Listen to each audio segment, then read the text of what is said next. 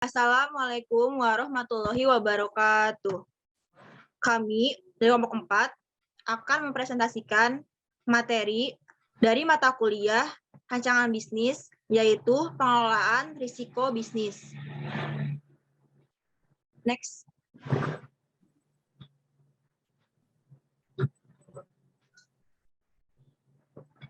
Yang beranggotakan 3 orang, yaitu ada yang pertama Bimo Janarko Prasojo dengan NIM 20020150499.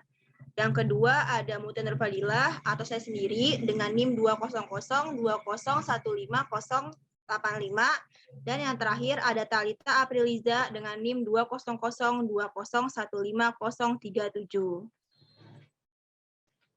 Nah, di sini kita ada 6 pokok bahasan tentang pengelolaan risiko terhadap ada produk, ada produksi, ada SDM, ada pembiayaan, pemasaran, dan juga sistem informasi. Kemudian untuk materi yang pertama yaitu produk akan dibacakan oleh Saudara Bimo. Produk ialah barang atau jasa yang dapat diperjualbelikan dalam marketing. Produk adalah apapun yang bisa ditawarkan ke sebuah pasar dan bisa memuaskan sebuah keinginan atau kebutuhan. Dalam tingkat pengecer, produk sering disebut sebagai merchandise. Next. Produk berasal dari kata bahasa Inggris, yaitu produk yang berarti sesuatu yang diproduksi oleh tenaga kerja atau sejenisnya. Bentuk kerja produk yaitu produce merupakan serapan dari bahasa Latin producer yang berarti untuk memimpin atau membawa sesuatu untuk maju. Ada beberapa pengertian menurut para ahli. Yang pertama, menurut Kotler and Armstrong, produk merupakan sebagai segala sesuatu yang dapat ditawarkan kepada pasar agar menarik perhatian, akuisisi, penggunaan, atau konsumsi yang dapat memuaskan suatu keinginan atau kebutuhan. Menurut Sudaryono, produk merupakan sesuatu yang ditawarkan ke pasar untuk diperhatikan, dimiliki, dipakai, atau dikonsumsi sehingga dapat memuaskan keinginan dan kebutuhan. Next. Berikut resiko yang terdapat jika ingin membuat suatu produk. Yang pertama, sulitnya menciptakan produk yang belum ada. Terus yang kedua, ekspektasi yang tidak sesuai realita. Terutama dalam menciptakan sesuatu, kita berharap setelah selesai akan menjadi sesuatu yang luar biasa, ternyata bayangan kita salah. Terus yang ketiga, ada banyak pesaing jika produk memiliki dasar yang sama. Tentunya apabila produk memiliki dasar yang sama, tentunya banyak pesaing karena orang hanya memberikan kesan berbeda sedikit. Kalah daya jual. Kalah daya jual berarti penggunaan bahan baku yang melebihi anggaran, serta pada saat dijual, harganya berbeda atau lebih mahal daripada produk yang lain dengan dasar yang sama. Yang kedua, cita rasa umumnya biasa dalam produk makanan. Kalau cita rasanya kurang bagus, tentunya tidak bisa dijual. Terus, berikut cara mengelola risiko dalam produk. Memiliki pemahaman terkait produk yang dibuat. Untuk hal menciptakan produk, tentunya kita harus tahu produk yang kita buat, sehingga kita dapat menjelaskan kepada konsumen. Lakukan riset dan validasi untuk memastikan bahwa produk yang kita ambil memiliki kemungkinan besar atau kemungkinan tinggi untuk berada di pasaran. Membuat rencana anggaran. 3. Membuat rencana anggaran agar produk yang diciptakan memiliki daya saing di pasar. Lakukan uji pemasaran. Untuk uji pemasaran sendiri, untuk ini berhubungan dengan mengetahui kekuatan dan kelemahan produk. Dengan melakukan uji pemasaran, kita mengetahui kekuatan dan kelemahan produk dari konsumen. Next. Pengertian produksi. Produksi adalah suatu kegiatan yang dikerjakan untuk menambah nilai guna suatu benda atau menciptakan benda baru sehingga lebih bermanfaat dalam memenuhi kebutuhan. Kegiatan menambah daya guna suatu benda tanpa mengubah bentuknya dinamakan produksi jasa. Sedangkan kegiatan menambah daya guna suatu benda dengan mengubah sifat dan bentuknya menemukan produksi barang. Next. Berikut beberapa tujuan produksi, yaitu pertama memenuhi kebutuhan manusia untuk mencapai kemakmuran. Kemakmuran dapat tercapai tersedia barang dan jasa dalam jumlah yang mencukupi. Terus menghasilkan barang dan jasa, memperluas lapangan usaha, dan lain-lain. Next. Berikut beberapa resiko dalam produksi. Pertama, yang paling utama itu modal yang tidak cukup tentunya untuk memulai suatu produksi. Modal merupakan landasan dasar yang sangat penting. Terus yang kedua, pasokan bahan yang tidak stabil. Membuat suatu produksi yang cukup tentunya memerlukan bahan baku yang cukup banyak. Oleh karena itu apabila bahan yang tidak stabil menyebabkan risiko yang cukup besar. Terus yang ketiga, kurangnya minat pelanggan terkait produk. Tentunya minat pelanggan di produksi dipengaruhi oleh minat pelanggan. Apabila banyak pelanggan yang menyukai produk kita, tentunya produksi dapat diperbanyak. Jika tidak, tentunya produksi akan sedikit. Terus yang keempat ada SDM yang tidak baik. Tentunya dalam berproduksi kita memerlukan sumber daya manusia yang baik. Apabila tidak baik, produksi tidak dapat berjalan dengan baik. Terus yang terakhir, banyaknya pesaing akibat kurang informasi. Tentunya untuk memperluas jangkauan produk dan produksi, kita harus mengetahui informasi-informasi yang berada di sekitar, sehingga produksi kita tidak mengalami kerugian. Terus yang ini berikut cara mengelola risiko dalam produksi. Yang pertama, memiliki wawasan terkait bidangnya. Dalam hal ini, pengetahuan umum atau wawasan sangat penting untuk memulai suatu produksi untuk meminimalisir risiko. Terus yang kedua, memastikan bahwa pasokan bahan baku aman. Dengan memastikan pasokan bahan baku aman, tentunya produksi dapat berjalan dengan lancar dan stabil. Terus yang ketiga, memiliki informasi yang cukup sebelum mulai. Memiliki informasi yang cukup sebelum mulai membantu produksi berjalan dengan baik sehingga dapat keuntungan yang lebih besar. Terus yang keempat, modal yang cukup untuk memulai produksi. Nah, modal merupakan hal yang sangat penting untuk produksi. Oleh karena itu, modal harus cukup untuk memulai suatu produksi. Dan yang terakhir, mencari pegawai yang baik sehingga produksi dapat berjalan dengan baik. Next. Selanjutnya, pembahasan berikutnya akan dibawakan oleh Talita. Ya. Pengertian sumber daya manusia. Karyawan atau sumber daya manusia merupakan satu-satunya aset perusahaan yang bernafas atau hidup di samping aset-aset yang tidak bernafas atau bersifat kebendaan seperti modal, bangunan gedung, peralatan kantor, dan persediaan barang lainnya. Tujuan sumber daya manusia yang pertama, meningkatkan produktivitas perusahaan dengan menyediakan sumber daya manusia yang terlatih dan termotivasi dengan baik. Kedua, mendaya gunakan tenaga kerja secara efisien dan efektif seraya mampu mengendalikan biaya tenaga kerja. Yang ketiga, mengembangkan dan mempertahankan kualitas kehidupan kerja dengan membuka kesempatan bagi kepuasan kerja dan aktualisasi diri karyawan. Yang keempat, memastikan bahwa perilaku organisasi sesuai dengan Undang-Undang Ketenagakerjaan dengan menyediakan kesempatan kerja yang sama di lingkungan kerja yang aman dan perlindungan terhadap hak karyawan. Yang kelima, membantu organisasi mencapai tujuannya. Berikut adalah resiko dari sumber daya manusia dan cara mengelola resiko dalam sumber daya manusia. Yang pertama, sumber daya manusia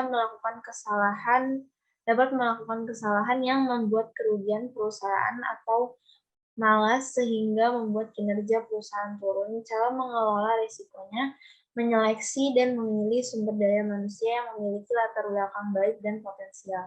Yang kedua, sumber daya manusia masih tidak familiar dengan sistem perusahaan. Cara mengelolanya, memberikan pelatihan, arahan, serta bimbingan kepada karyawan saat melakukan pekerjaan. Yang ketiga, tingkat absensi kerja yang tinggi. Cara mengelolanya, menasihati dan memberikan kesempatan karyawan dalam mengutarakan alasannya agar dapat bekerja secara kondusif kembali. Yang keempat, kurangnya loyalitas karyawan. Cara mengelolanya memberikan penghargaan yang layak setelah mereka melakukan pekerjaan dengan baik dan benar sebagai bentuk apresiasi. Yang kelima, sering terjadi kecelakaan kerja. Cara mengelolanya menerapkan secara baik dan benar protokol keselamatan dan kesehatan kerja. Yang kemudian pembiayaan. Pembiayaan atau financing yaitu pendanaan yang diberikan oleh suatu pihak kepada pihak lain untuk mendukung investasi yang telah direncanakan seperti mendukung usaha, baik dilakukan sendiri maupun lembaga. Tujuan dari pembiayaan yang pertama ada peningkatan ekonomi, karena masyarakat yang tidak dapat akses secara ekonomi, dengan adanya pembiayaan mereka dapat melakukan akses ekonomi. Yang kedua, tersedianya dana bagi peningkatan usaha. Untuk pengembangan usaha membutuhkan dana tambahan. Dana tambahan ini dapat diperoleh dari pembiayaan, pihak surplus dana menyalurkan kepada pihak yang minus dana. Yang ketiga, meningkatkan produktivitas. Adanya pembiayaan memberikan peluang bagi masyarakat untuk meningkatkan daya produksinya. Yang keempat, membuka lapangan kerja baru. Dengan dibukanya sektor-sektor usaha melalui penambahan dana pembiayaan, maka sektor usaha tersebut akan menyerap tenaga kerja. Yang kelima, terjadinya distribusi pendapatan. Masyarakat usaha produktif mampu melakukan aktivitas kerja, berarti mereka akan memperoleh pendapatan dari hasil usahanya. Yang keenam, upaya memaksimalkan laba.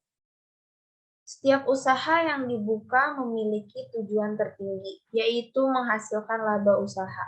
Dan laba maksimal harus didukung dengan modal yang maksimal pula. Yang ketujuh, upaya meminimalkan risiko. Usaha yang dilakukan agar menghasilkan laba maksimal, maka pengusaha harus mampu meminimalkan risiko yang mungkin dapat terjadi. Yang ke-8, pendayagunaan sumber daya ekonomi. Sumber daya ekonomi dapat dikembangkan dengan sumber daya alam dan sumber daya manusia serta sumber daya modal. Jika sumber daya manusianya ada dan sumber daya modal tidak ada, maka dapat dipastikan memperoleh pembiayaan. Yang ke-9, penyaluran kelebihan dana. Mekanisme pembiayaan dapat menjadi jembatan dalam penyeimbangan dan penyaluran kelebihan dana dari pihak yang kelebihan dana atau surplus kepada pihak yang kekurangan minus dana.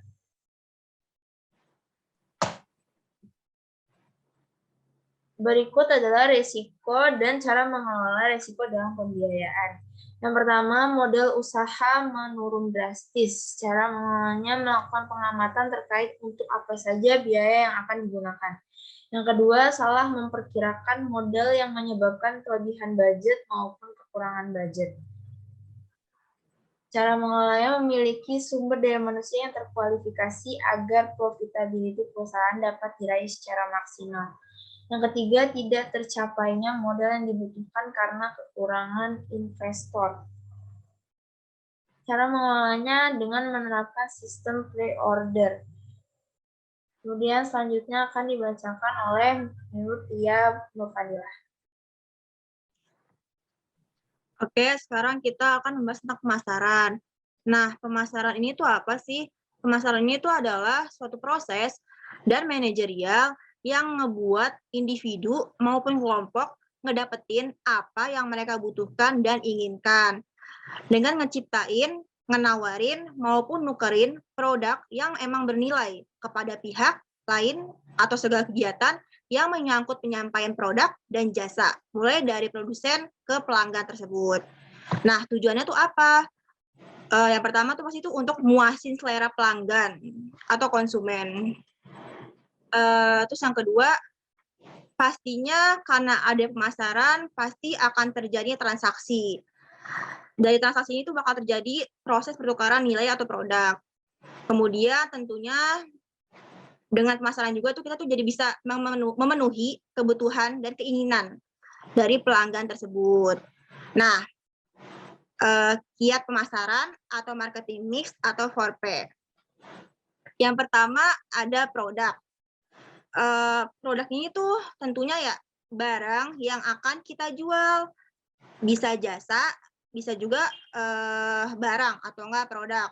Tentunya produk ini tuh kita perlu pertimbangin nih, kayak packaging-nya, kualitasnya, buat brand kita sendiri. Terus yang kedua ada harga atau price. Harga ini kan tentang berapa sih harga yang kita jual nanti. Terus apakah dari barang kita jual nanti itu harganya bakal diskon. Terus juga tuh metode untuk kita pembayarannya itu maunya apa? Mau digital ataupun tunai. Karena sekarang sedang zaman digital, mungkin lebih baik kita tuh memakai yang digital saja untuk menyelaraskan teknologi tersebut. Kemudian ada promosi atau promotion. Ini tuh gimana cara kita untuk promosi dengan baik agar konsumen sendiri tuh bisa ngedengar apa yang mereka butuhkan dari kita. Kemudian yang terakhir ada distribusi atau placement. Gimana cara kita tuh mencari nih lokasi yang strategis buat kita jualan. Karena sekarang lagi zamannya online, boleh banget nih kita makainya tuh di e-commerce. Lebih bagus dan juga jangkauannya itu kayak nggak terbatas. Jadi tuh kita itu tuh harus datang ke konsumen, bukan konsumen yang datang ke kita. Next. Kemudian ada risiko pemasaran. Nah, yang pertama ini ada risiko yang kurang optimal, kemudian nimbulin perang harga juga. Dari sini itu tuh, dari risiko ini ya, kita bisa menanggulanginya dengan cara mengubah strategi kita ini dengan nyesuaiin situasi yang ada dan kondisi pasar tersebut.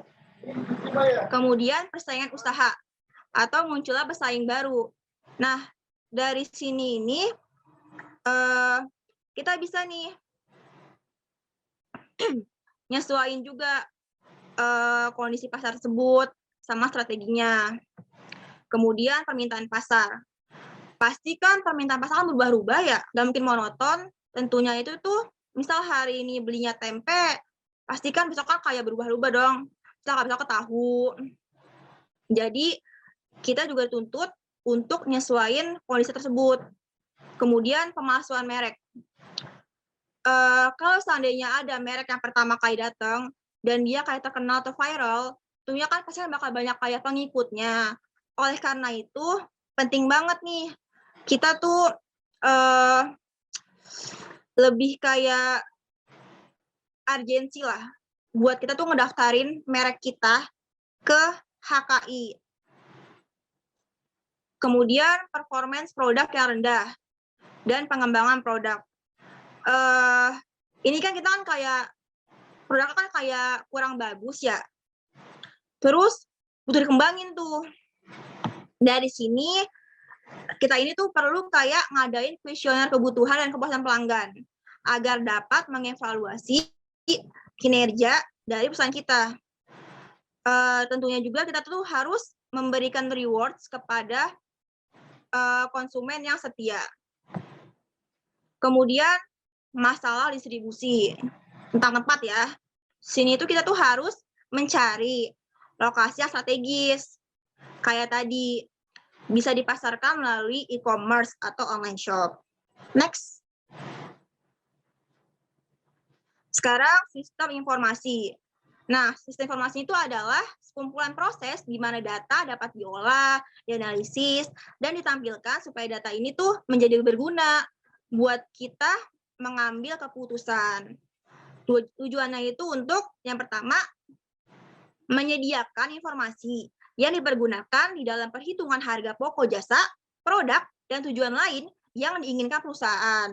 Kemudian ada menyediakan informasi yang dipergunakan dalam perencanaan, pengendalian, pengevaluasian, dan perbaikan berkelanjutan.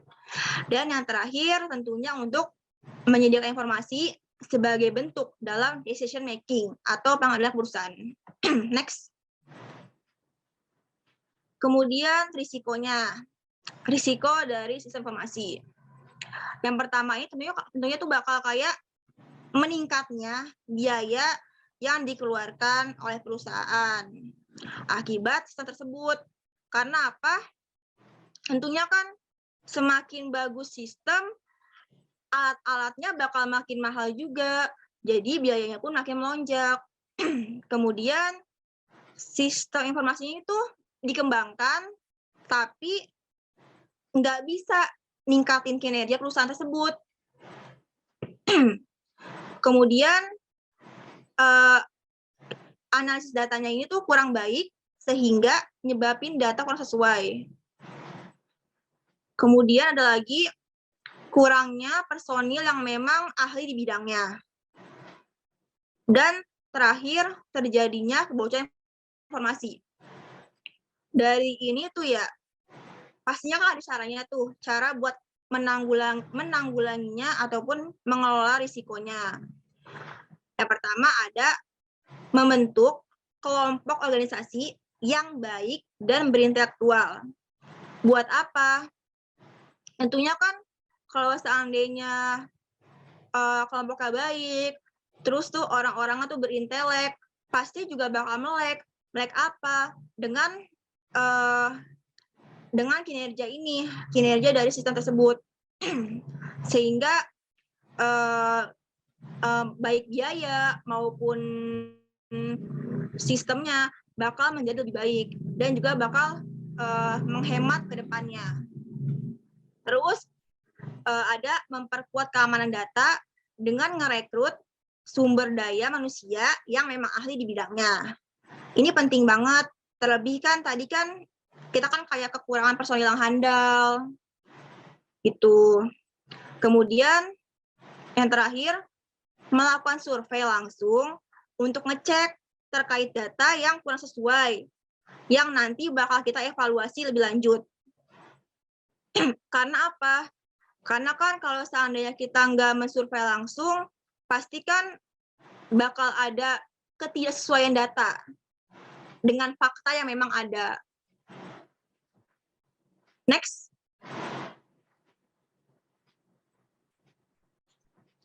Nah, berikut kesimpulannya. Jadi itu dari suatu kegiatan pastinya punya resiko. Oleh karena itu, kita ini tuh harus menghadapi resiko itu. Mau gimana pun caranya. Dan juga kita harus tahu nih, gimana sih cara ngatasinnya. Sehingga resiko ini tuh bukan menjadi ancaman kita lagi. Dan kemudian kita juga harus ngelola resiko tersebut sebijak mungkin dengan pertimbangan yang akurat. Dan juga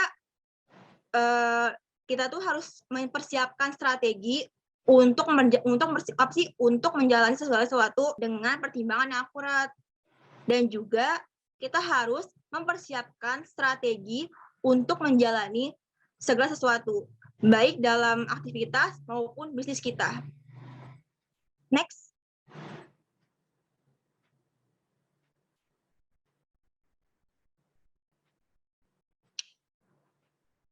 Sekian, terima kasih.